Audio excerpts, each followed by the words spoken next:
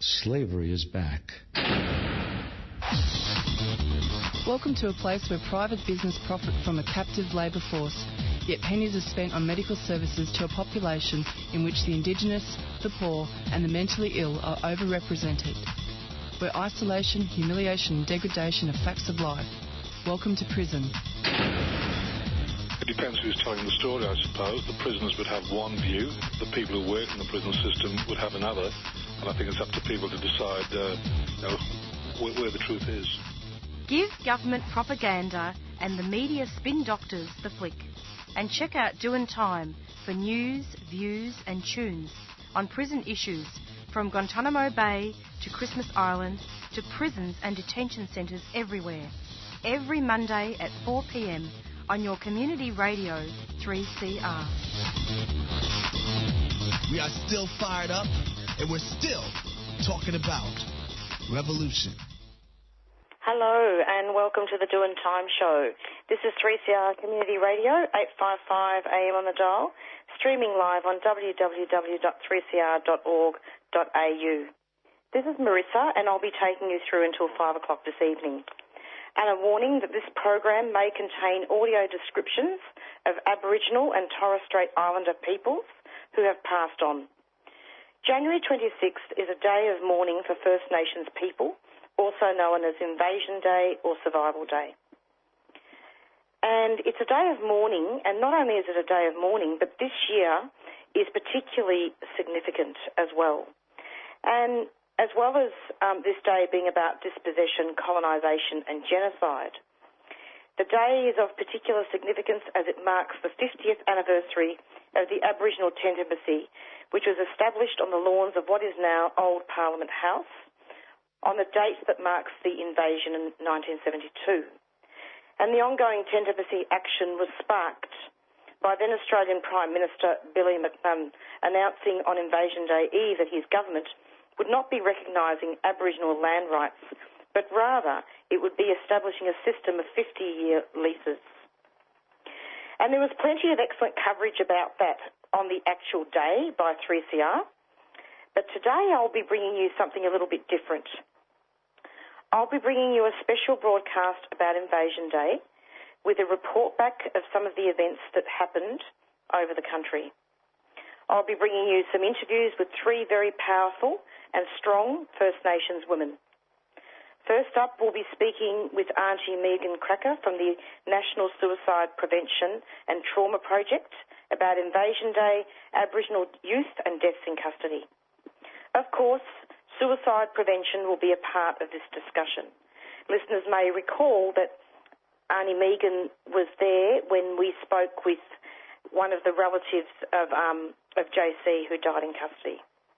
Next, we'll speak with Lizzie Jarrett from Ischa, Sydney, about Invasion Day and the protest that happened on 26 January and the pandemic. The work of Uncle Ray Jackson, warrior, activist and founder of Ischa Sydney, will also be talked about given his prominent role and commitment to addressing things around Invasion Day. Not to mention that he was also a feminist. And then we will cross over to Victoria and speak with Lea-Anne Carter from the Victorian Aboriginal Legal Service about Invasion Day, and she's done a lot of work as well about Aboriginal deaths in custody. So pretty soon, shortly, we'll be speaking with Aunty Megan. Get your Radical summer attire sorted. New stock of 3CR Radical Radio tees has just landed, featuring the iconic antenna design by artist Emily Floyd. As well as our basic black, we have a range of great pastel and primary colours in a variety of sizes. And for those radical little people, we have a short run of kids' tees available too. For just $30 for adults or $20 for kids, you can get yourself a local, ethically manufactured and printed tee that supports Radical Community Radio. We can send one out in the post, and there's click and collect from our studios at 21 Smith Street, Fitzroy. Or if you're fully vaxxed, you can drop in and browse our t-shirt rack during business hours. To purchase online, go to 3cr.org.au/shop.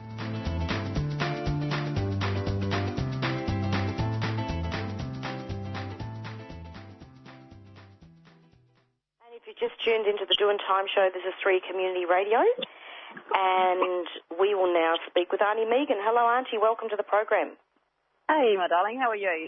Lovely to speak with you again. I believe we had an interview last time with you and Jerry, didn't we? We did. We always come on and enjoy speaking with yourselves. It's amazing. I love talking to you too. And you're in Western Australia, aren't you? Yeah, good old Perth here, and it's been lovely and hot over this way, I'll tell you. Yeah. Can you warm. start off just by telling us what land you're from? Noongar country.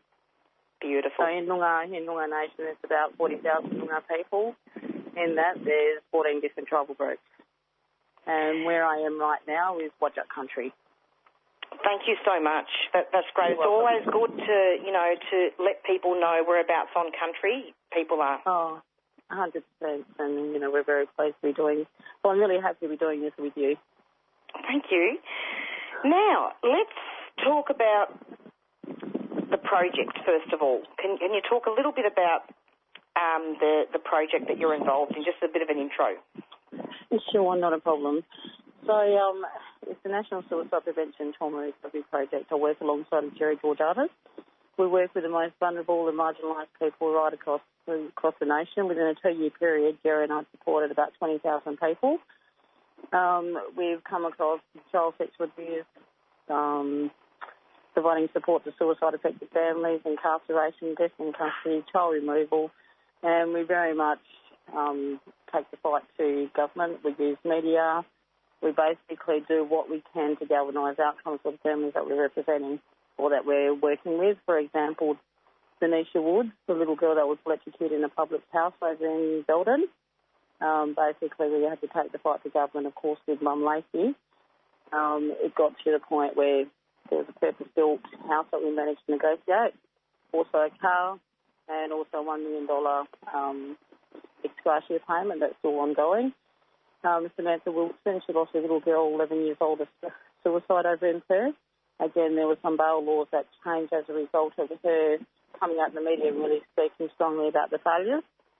And there's a number of other things that we do, but forefront and centred are always the families, and it's always about galvanising outcomes, whether it's in the media or whether it's not. Incarceration, we're totally across that. Worked up at Acacia Prison, which is a prison for 1,500 gentlemen. Up at Acacia Prison, there were 3 deaths in custody.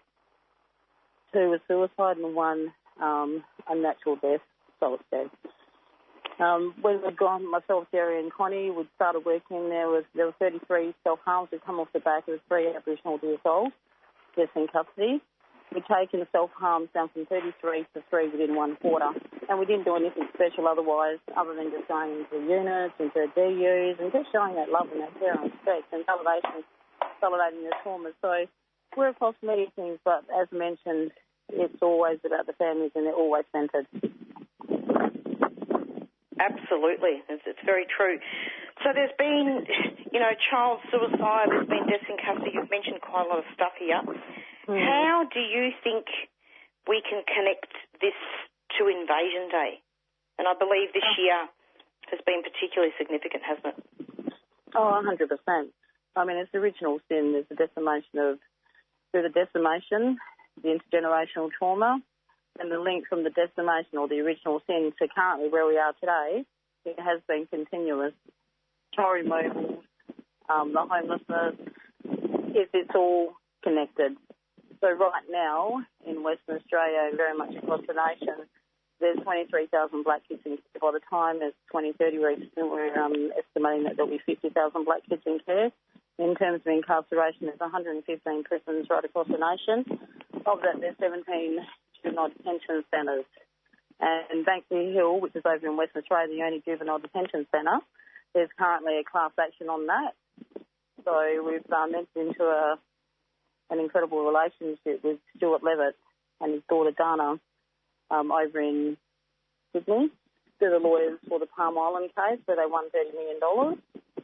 They're the same lawyers over here. So in terms of the connection, it is very real. And what we're saying is that there is a disconnect between the haves and the have-nots. And we very much see the issue around the classism, racism and sexism, things that still very exist. But what I'm also seeing at the coalface, on the streets, in the homes, fighting, in the hospitals, is that there's a lack of care, and you can see some very discriminatory and racist practices that our people are being subjected to, and that's why we come back and fight. That's exactly right. And would you agree, Auntie, that, women and children are often the casualties of all this? Yeah, absolutely. There's a lot of women that are doing it tough. I've been in that many houses where women are suffering on their own in silence, whether it be child sexual abuse, whether it be domestic violence, whether they've just suffered a loss in terms of the suicide. And what I'm finding is that a lot of our mob, even myself in so many respects, is that there's so much unaddressed trauma, and by the time we're trying to get over one thing, there's another death or another death or another death, and they're always trying to play catch-up. But at the same time, that really hurts us, and therefore it makes it really quite problematic in terms of, really trying to overcome some of the challenges that we have. So, for example, if you've got some addressed trauma, let me start again. If there's some trauma in a person's life, the goal is to not make it a life management issue. Yeah. So, therefore, it needs to be validated. Before you can validate, you can disable. So if we're going in the context of the Australia Day, the mere fact that it is held on the 26th, what kind of validation is that giving to the Aboriginal people that fight against it, and even our non-Indigenous brothers and sisters? To disable, you need to validate. The Australian government, whether the Western Australian government or the Commonwealth, are not doing that. And therefore we'll just keep fighting and keep coming out, and each year you can see right across the nation it's just getting bigger and bigger and bigger, and that comes to that education and awareness. I'm just really glad that you were able to come on and share it, because I just feel that, it's very important work that you do there.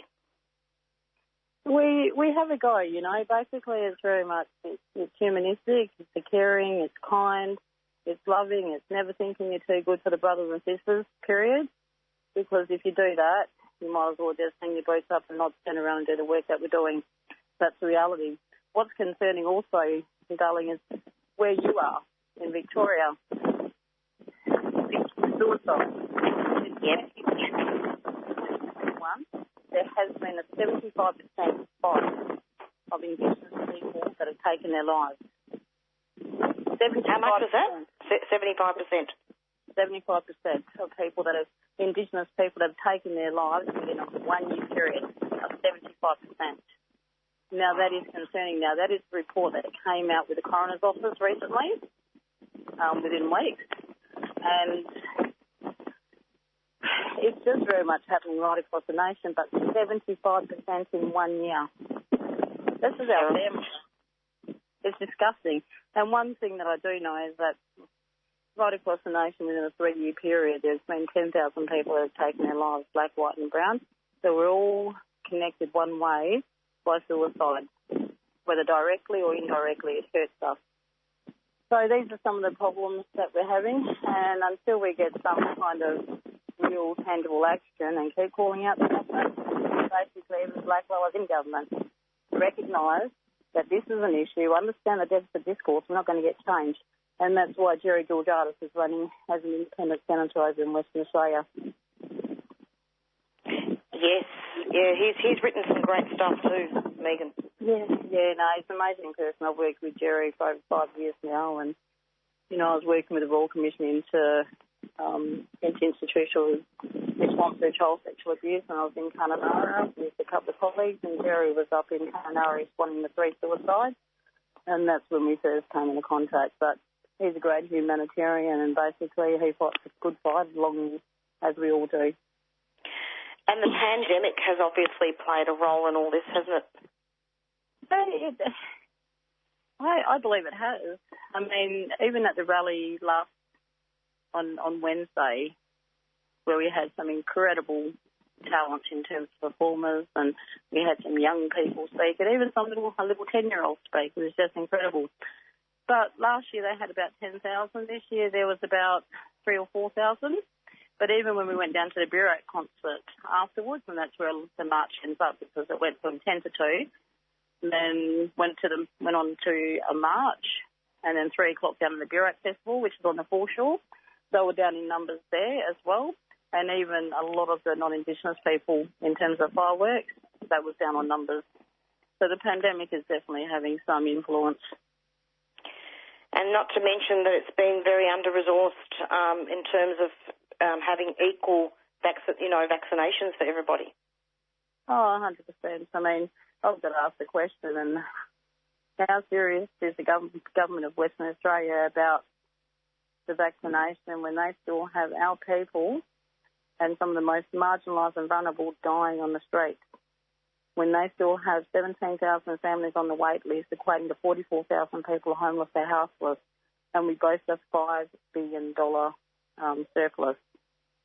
So, we've got people sleeping on the streets, and some dear souls, rest in peace, dying on the streets. That's an indictment of the West Australian government, particularly to come out and boast this $5 billion surplus when some of our poor brothers and sisters are dying on the street. It makes no sense, and therefore we will take the fight to government every single day of the week we can to address this issue, because if we don't, who's going to? That's right, and I'm so glad you mentioned the rally because, look, our rally in Victoria was cancelled due to the pandemic. Our cases here are very, very high. Yeah, no, I've heard that. Also, the thing about, we were meant to open our borders up on the 5th of February, but the Premier has decided not to open them up. I'm not sure when it's being opened up, so a lot of us are still walking around like everything's very normal over here. There are pubs and different places that you can't go into unless you've had the double back. But other than that, everyone's just doing everything pretty normal, if I can be honest. Yeah. Aunty Megan, thank you so much for coming onto the program. I mean, you've really made my day, to be honest. Like, I really am so happy that you could come on. No, you know what? It's always beautiful for you to take out the voices of people right across the nation, because without people like yourself, darling, our stories don't get told, and our battle and the struggles. Yep, and let's give a shout out to our brothers and sisters inside as well, isn't it? Oh, 100%. I mean, the gentleman that I worked up with in prison, I actually felt really safe up there. I mean, I've got a lot of family and a lot of people that I know. But in a prison of 1,500 people, or gentlemen, I'd go and watch a footy on the weekends, when I spent Christmas Day up there, and one of the fellas reckoned, hey, how come you're not with your family today? I said, well, I am with family. You fellas are in prison, eh? Yeah. Yeah, that's so right. no, we're just spreading the love and basically showing people that you care. And that's the thing, you need to be able to sit with people and just talk, listen, validate and disable. But of course, sure. they need to show that respect and that love. That's right. Thanks a lot, Aunty Megan. And we'll be in touch. You're a legend. Thank you, darling. Really appreciate it. Take care. Okay, see you, Marisa. Bye.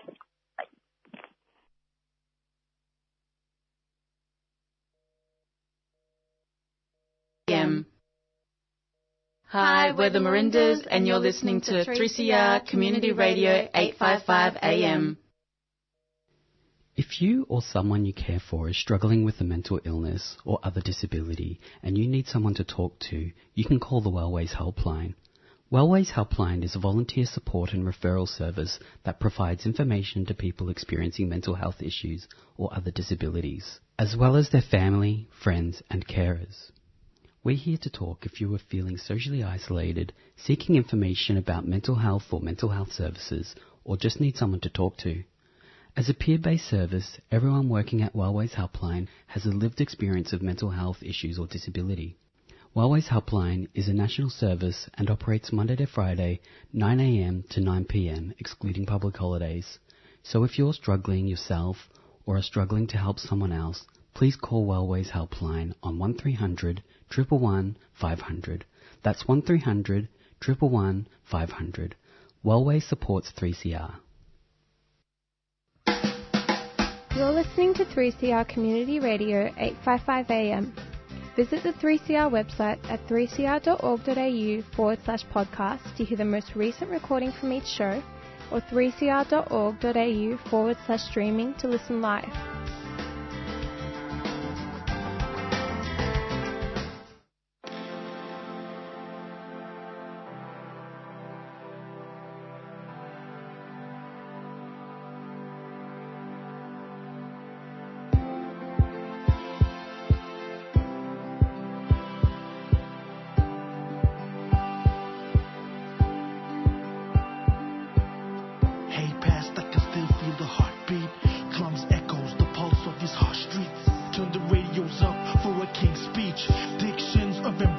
must believe.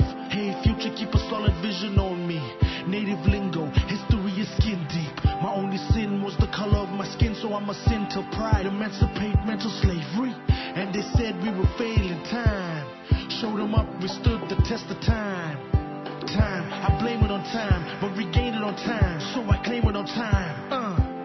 Put soul in this image. This is music for the free spirit. Inspiration for those who really need it. Not those who listen, but those who really feel it. Songs of our time, teachers of our story. Let it be written in the maze. The survival of a culture is the reason that we made it. Yeah. Spirit time, keepers of our story. And the show will go on. Worship blood unks, we came to tell the world. Come on. We have survived, written in our time, carrying our pride, raise the flag high. We have survived, keepers of our time, carrying our pride, singing out freedom, freedom.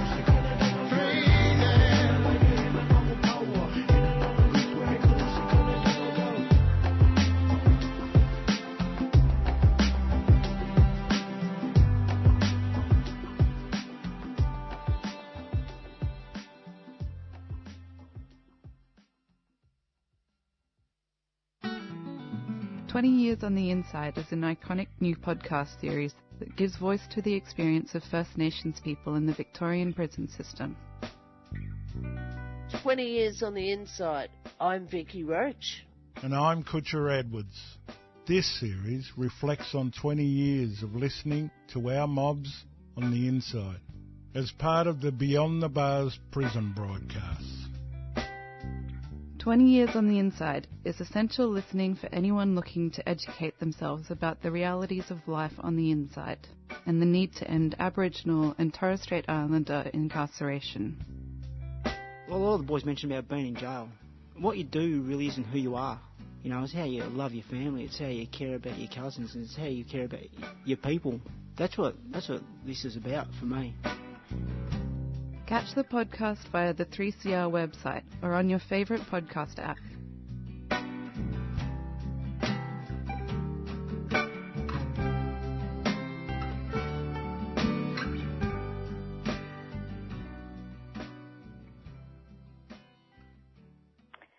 And you're back with the Doing Time show. And that song was called Freedom by Mere Power. And just we're actually trying Lizzie. We haven't been able to get onto her to our second interview. And it's a bit unfortunate. I would have loved to have spoken with her, but sometimes people just aren't available. I'm not sure what's happened there. But we'll keep trying. Otherwise, we will speak with Lea-Anne Carter later on from Victorian Aboriginal Legal Service.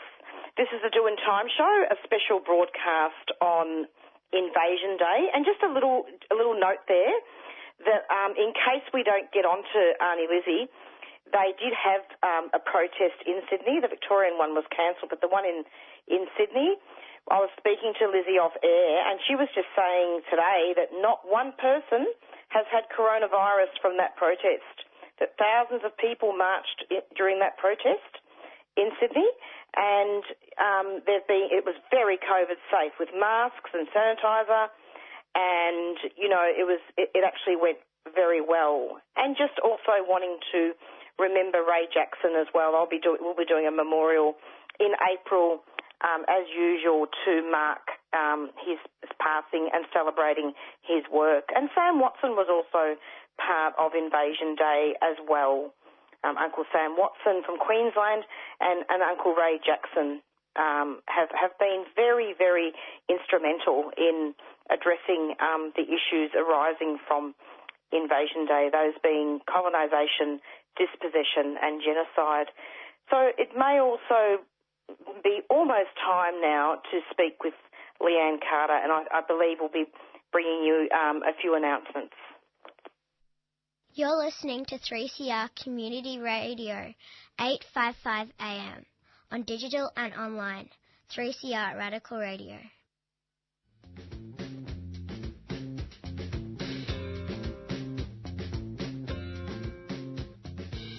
Yarra City Arts presents Music in Exile at Fairfield Amphitheatre Sunday, February 6th, featuring renowned Nuer-speaking musician Gordon Koang, hip-hop soul singer Elsie Wameo, and East African sensations Chick Chicka. Come along from 5:30 to 8 p.m. for a Sunday evening Yarra staycation with great vibes, dancing and picnics by the Yarra River. For all Yarra staycation events, visit yarracity.vic.gov.au/rediscover. Yarra City Arts is a 3CR supporter. Stand up and clap your hands, stand up. Stand up and clap your hands, stand up. What we're dealing with here is a total lack of respect for the law.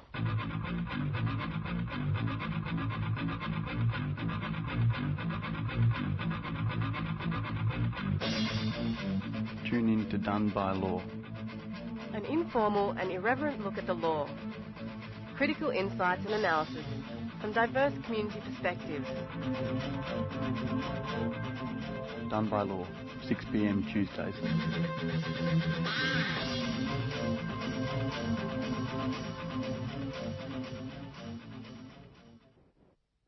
Would you like to get involved in the decision-making process at 3CR? Nominations are now open in 3CR's Community Radio Federation elections. You can stand as a subscriber representative and have valuable input into the programming and future direction of this diverse and dynamic radio station. Nominations are due by Wednesday, the 16th of February at 5 p.m. For more information, contact 3CR Station Manager on 9419 8377 or download the nomination form from the 3CR website 3cr.org.au/people. And you're back with the Doing Time show. And we're going to be speaking now with Lea-Anne Carter from the Victorian Aboriginal Legal Service. And she's a Wiradjuri and Noongar woman and parent of 4 children. And she's worked at VALS since 2011 and is a statewide community justice program leader. And Lea-Anne manages such community programs as the VALS Custody Notification Service. We've had her on quite a few times, and I've been very honoured to speak with her about her work to do with Aboriginal deaths in custody. And she's also recently been on the board of Mental Health Victoria. But today is going to be a little bit different. I mean, our brothers are just as important as sisters, but today I've been trying to highlight strong First Nations women and their work, and to talk about Invasion Day. And I'd like to welcome Lea-Anne to the program, and hello. Good afternoon. Good. It's so lovely to have you, Lea-Anne. Thank you. Now, Lea-Anne, I'm wondering, could you just talk about Invasion Day and what you think it's about?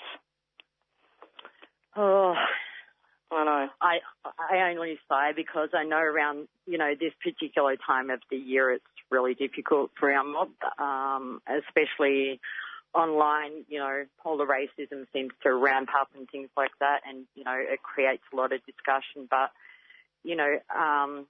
Invasion Day, obviously, whilst we can acknowledge, it's a celebration and that, but for us, it's a celebration of our ongoing survival, despite the fact that this country's, attempt, to exclude and, introduce racist policies and stimulate and segregate our mob.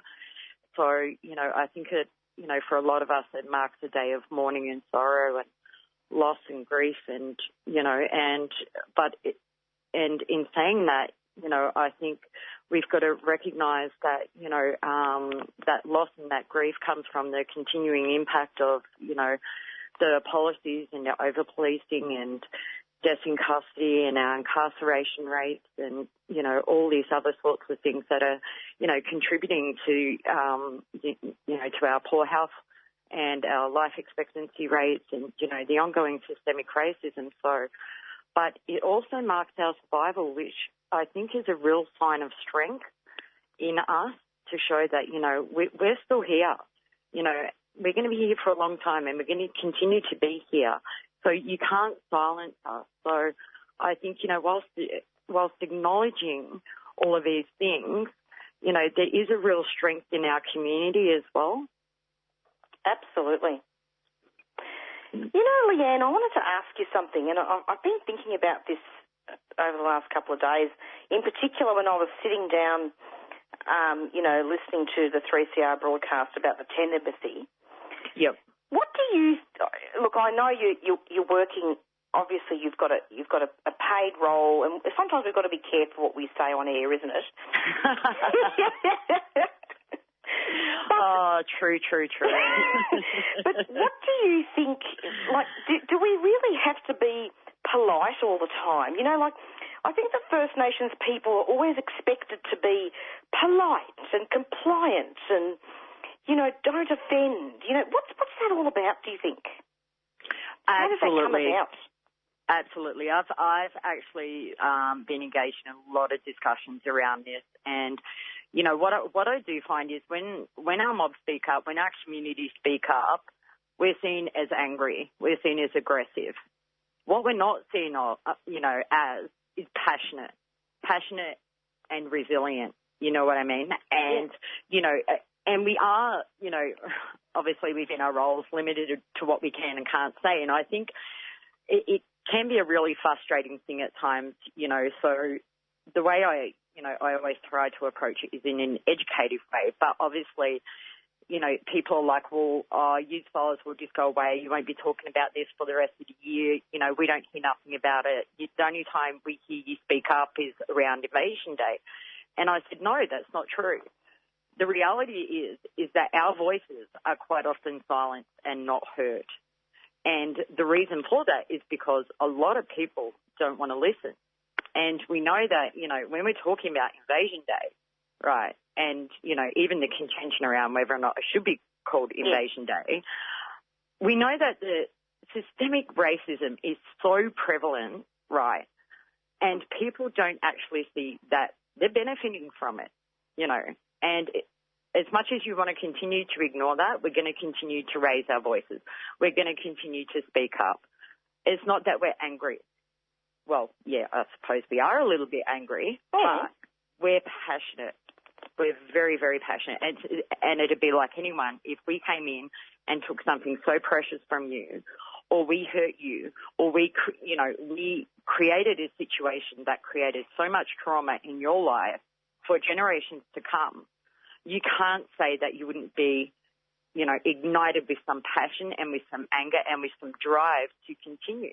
And that's why the tent embassy, as we know, was set up and continues as long as public protest today. Who would have ever fought back to that very moment, right, going back?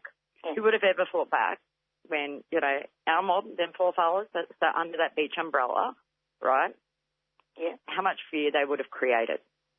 Oh. It's an interesting symbol, isn't it? A beach umbrella. Think about it. Four fellas sitting under a beach umbrella. Yeah. We're intimidating.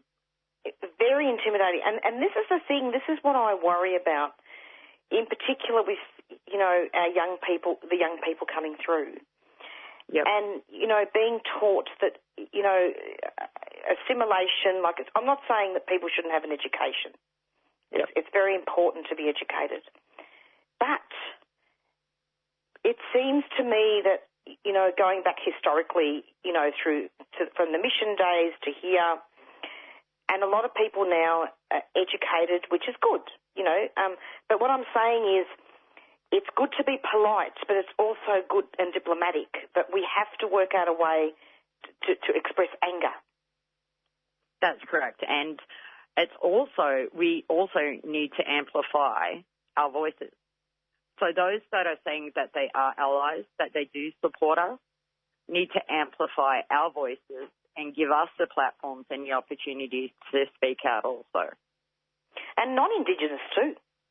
Absolutely. Absolutely. And there was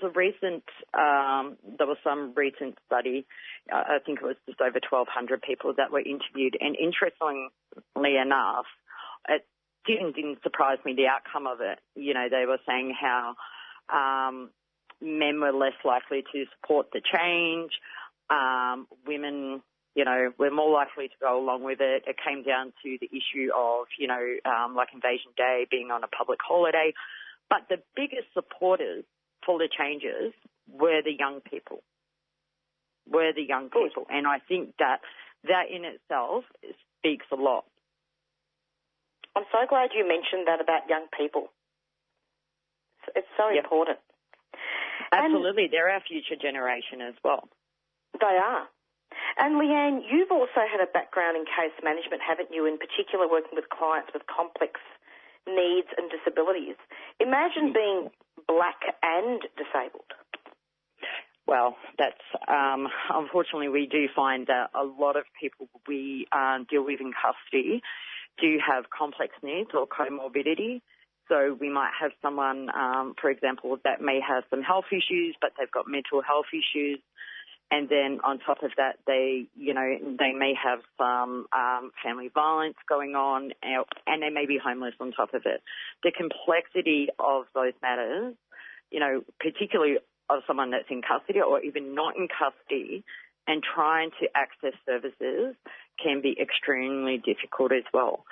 And, last week, I don't know if you've seen it, but the Coroner's Court of Victoria released their most recent report. Really? And yes, and it's the third report that they've done since they've changed some of the practice and protocols within the Coroner's Court. And this particular, report concerningly actually showed that there's been a 75% increase of Aboriginal suicides in the last 12 months, which is not related to the pandemic. Wow. And when they broke that down, they were talking about homelessness, family violence, domestic violence, people being in situations that they can't escape. But the biggest driver as well was that, in each of these situations that they investigated, they found that, it was more than likely that the person had had contact with the criminal justice system. They pointed out that there was a lack of services, in particular of drug and alcohol within regional areas. And when you think about, and of those numbers and those investigations, they were two young people under the age of 18. And when we're talking about young people and the complexity of the issues that they're quite often faced with, if they're not within, the care system already, it's just the fact that they're able to stand up and use their voice is just amazing in itself. It really is amazing. And actually, yes, Aunty Megan, I do know about that report. I correct myself. Aunty Megan was talking about that from WA, and I'm glad you expanded on that. Yeah, and, when we were talking about, Invasion Day and Survival Day, and, we're talking about all those underlying issues, one of the biggest things we tend to hear constantly, and more recently by somebody perhaps who was stung by a wasp, we're consistently told to get over it. Yeah. Don't play the victim. Get over it. I didn't have anything to do with it. It wasn't me. Oh, no, that was a long time ago. And as I said, systemic racism is so prevalent that people just don't actually realise. All they do is that they're benefiting from it, but they continue to ignore it. And I think, what was exciting was to see so many people, and obviously not in Melbourne because of COVID restrictions and wanting to keep mobs safe, that we didn't have our annual march. But so many people attended all the marches, within the other states and things like that, and particularly, within the ACT for the 10 embassy, and, which was pretty exciting to see as well. Absolutely. And of course, we know as well that Aboriginal people die a lot younger than non-Indigenous. Yep. And, I've done a few interviews, probably over the last 12 months in relation to lowering the aged care pension, the age around that. Yep. And, that specifically goes back to, the fact that the government's also failed to, meet the requirements under closing the gap. And, they've had years and years to get this together. But, when we're talking about, life expectancy rates and that, they're so poor. They're absolutely so poor. And, I know that The Guardian, they were looking at the fact that we've had over 500 deaths in custody, since the Royal Commission. And, and then the Age was, the Age News paper came out and said, Aboriginal women were 20 times more likely to be jailed than non-Indigenous women, which we knew. And we know that, the imprisonment rates doubled within Victoria within the last decade. But, one of the most recent studies that The Guardian have actually done is they've been looking at all the cases of people who have died in custody. And there's an 18-year disparity between, the average age of someone dying in custody around 40 for our mob and 58 for somebody, a non-Indigenous person. Now, when you think about that, that's our mob going, firstly into custody at a much younger age, right? But all being equal, you think that people going into custody younger people would be much more healthy and things like that. But what they actually did find was that because mob were being treated so bad and, haven't been given proper medical treatment, and, policies and procedures weren't followed and things like that, that has contributed to the deaths in custody. And they also found, that the institutions like the police and prisons and, hospitals, for example, they failed on 43% of those cases to actually follow their own policies and procedures where people have died in custody. And that's really sad that you think we still have people dying in custody and not receiving proper medical care. It's disgusting.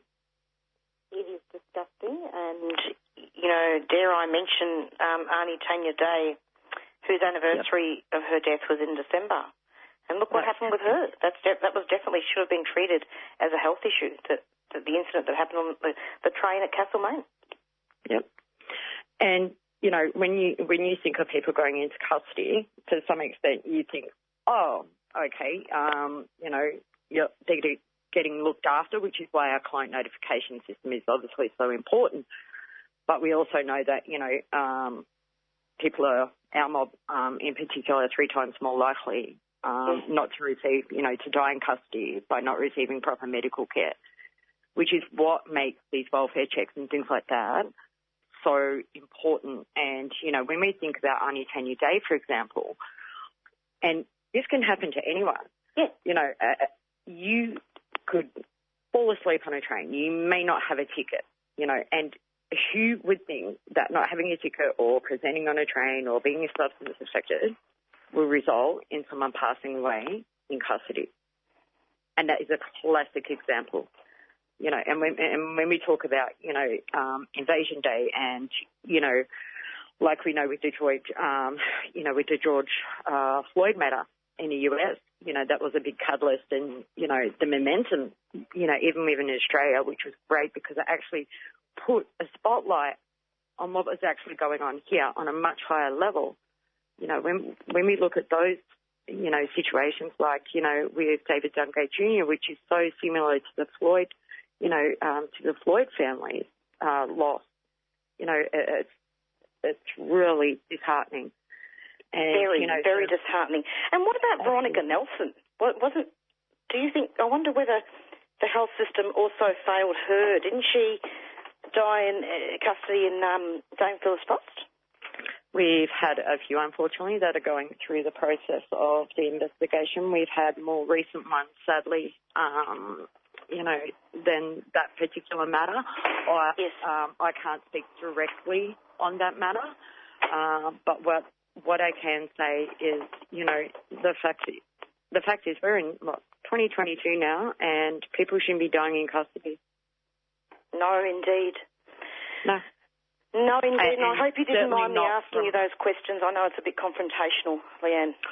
Oh, you know, when we obviously self-care is very important, but when we're talking about confrontational, you know, the reality is these are the situations that we deal with, you know, every day at VALS, and you know that's why we work closely with community, make sure, you know, that whatever work we are doing reflects the needs of the community, you know, and it's about amplifying and empowering the voice of our community as well. For, you know, speaking up on these matters whilst they, you know, may be difficult, for example, they're necessary and they're not going to stop. And, you know, when we were talking about, you know, about our voices before and our voices not being heard, or, you know, we speak up and we're passionate about something, and then all of a sudden, you know, we're seen as aggressive and, you know, we're seen as abusive. But, you know, we're simply speaking up for, you know, the ongoing issues that still exist today from the very time and well before the time that the 10 Embassy was set up as well. That's exactly right. And I wonder too, one of the things that is often talked about on Invasion Day is even about that a lot of governments thought of Australia, so-called Australia, as terra nullius and peaceful settlement. That's correct. Yep. Which we know was a lie. And because, you know, we've never ceded our sovereignty, nor have we engaged in any treaty process. Ever. That's right. Yeah, and we know that, you know, part of setting up that 10 Embassy, you know, was around land rights and sovereignty and self-determination. However, it's all the systemic racism and the racist policies that, you know, exist to allow the action to be taken to assume it was terra nullius, as we know. The issue of terra nullius comes up. The issue of changing the date comes up. The fact that there's so many people that don't realise that Australia Day didn't even become a public holiday until about, I don't know, about 28 years, 1994 or something like that. Yep.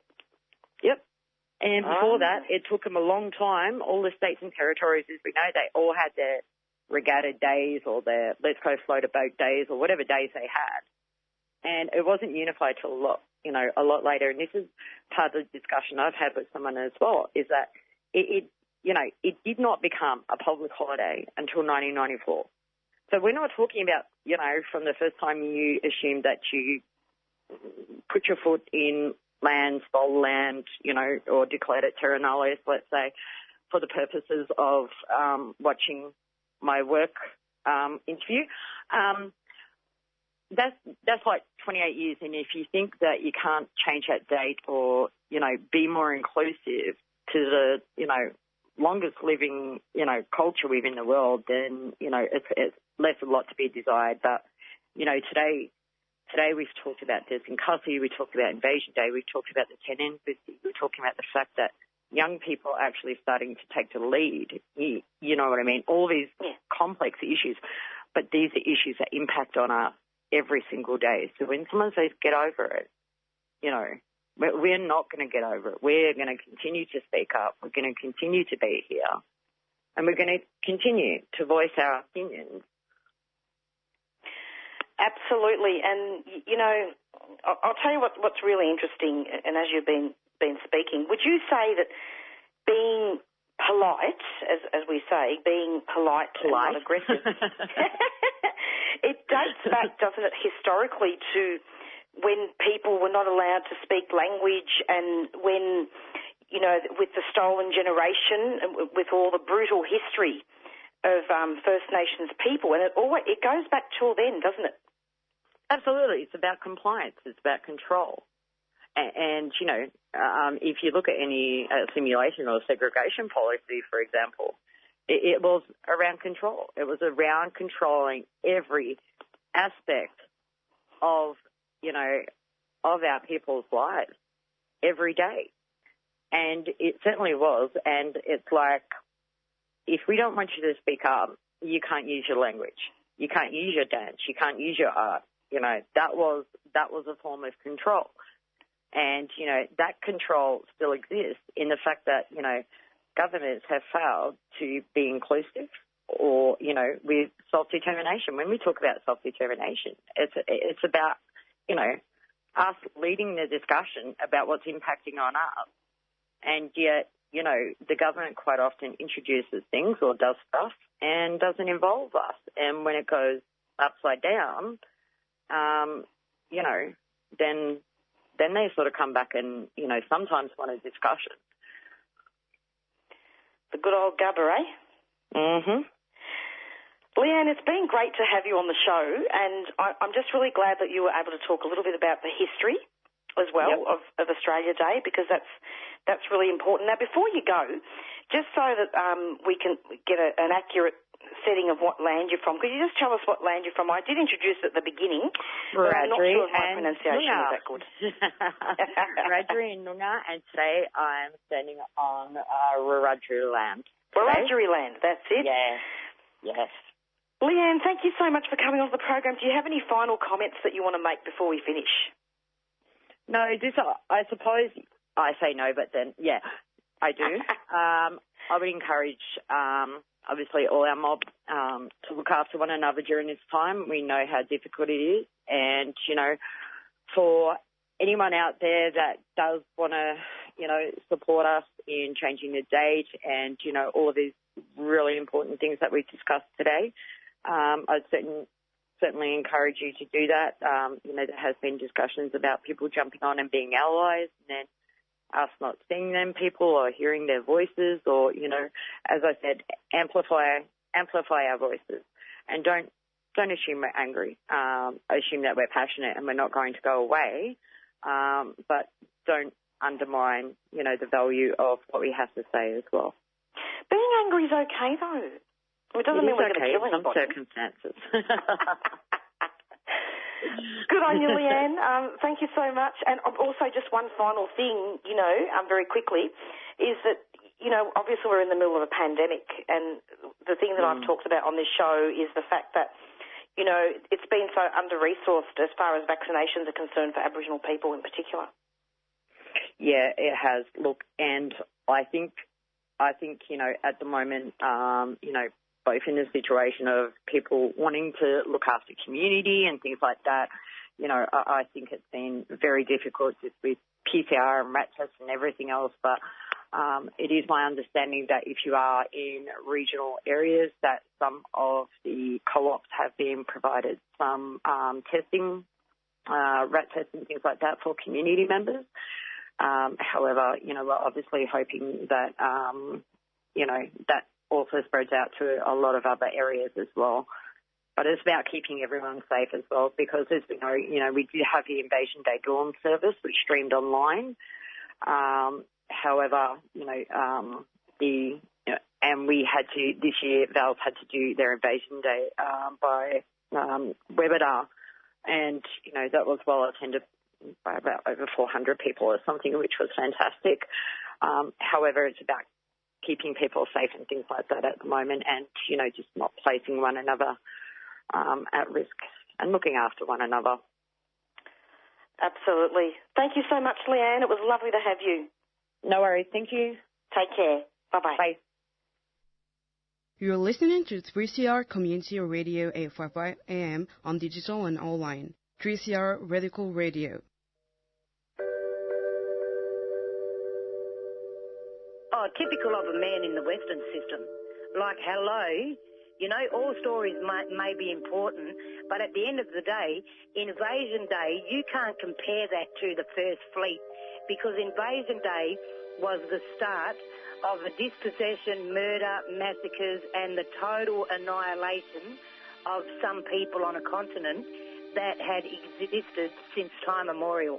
So Scott Morrison, if he really wants to lead this country, he needs to shut his mouth in regards to those comments and really understand that Australia Day cannot be celebrated. It is a day of mourning for our people, and they would not celebrate the Holocaust. You know, so I don't understand how that is any different than what our people went through, because the genocide continues today. Like, Scott Morrison really needs to take a step back and listen to the voices on the ground, because he's really ignorant in my view. You're listening to Radical Radio on 3CR, 855 on your AM dial, 3CR digital, and podcasting and streaming on 3cr.org.au.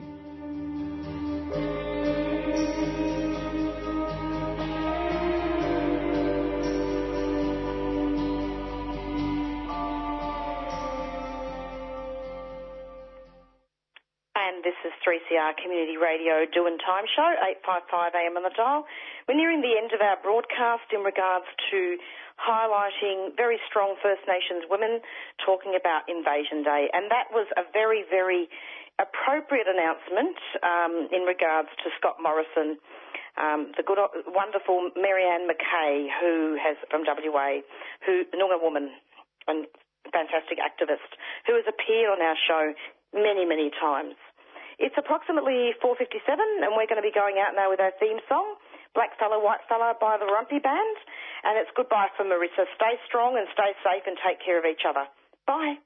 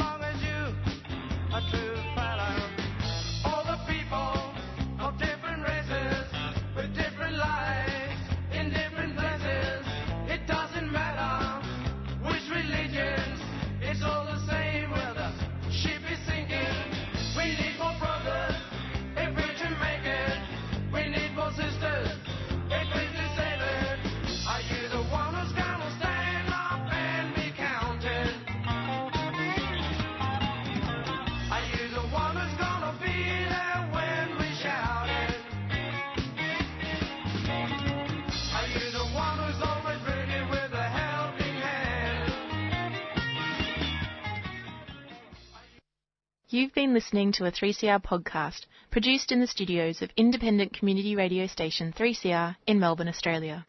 For more information, go to allthews.3cr.org.au.